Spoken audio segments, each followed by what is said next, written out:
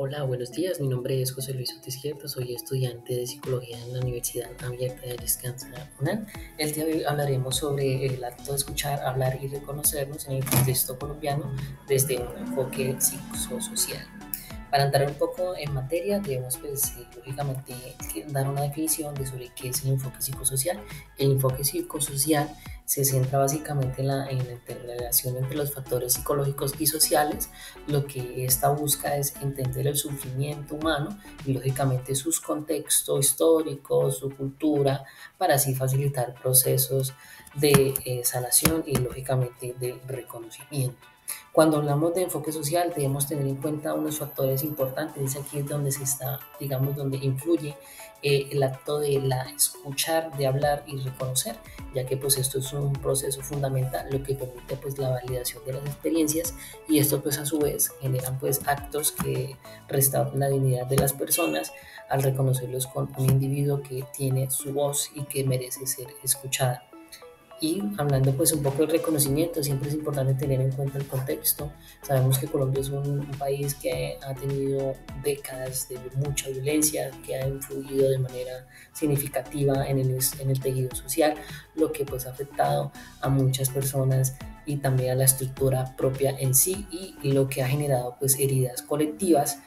Por tanto, es importante promover el diálogo para poder sanar estas heridas. Ahora, cuando hablamos de enfoque psicosocial, tenemos que tener en cuenta o de ir de la mano en dialogando con la psicología para poder tener una comprensión integral.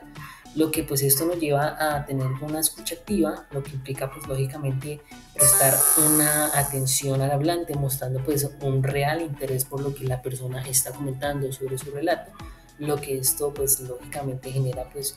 una aceptación, lo que también genera pues lógicamente que la persona se pueda abrir, se acerque, y lógicamente que hay que tener cierto tono y ciertos gestos, lo cual pues facilitan aún más la conexión que se tenga con la persona.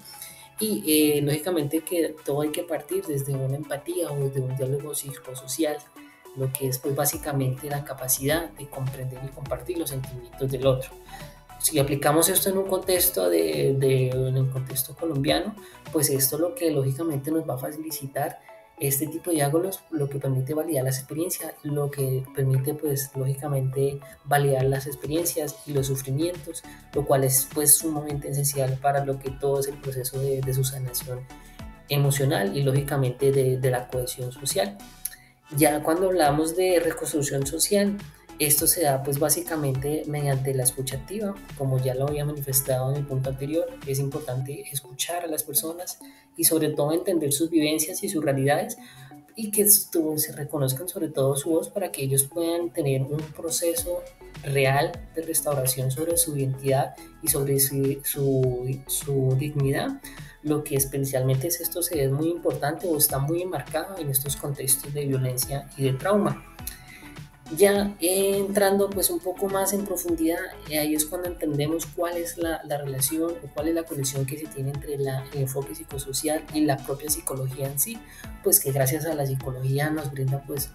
una mirada más amplia, lo que nos permite pues expandir la visión tradicional de que se tiene, lo que le permite pues lógicamente integrar otros factores como puede ser la propia sociedad, la cultura, los hechos históricos, incluso los hechos políticos, lo cual pues permiten tener pues un comportamiento o un análisis más completo del sufrimiento humano en sí. Y lógicamente hay que reconocer las afectaciones emocionales y individuales de cada de estos hechos. Las afectaciones en Colombia son tanto individuales como colectivas, reflejando pues lógicamente un impacto significativo gracias a este conflicto armado en el psique social, donde se le ha generado una trauma colectiva a las personas, lo que ha afectado lógicamente a su identidad.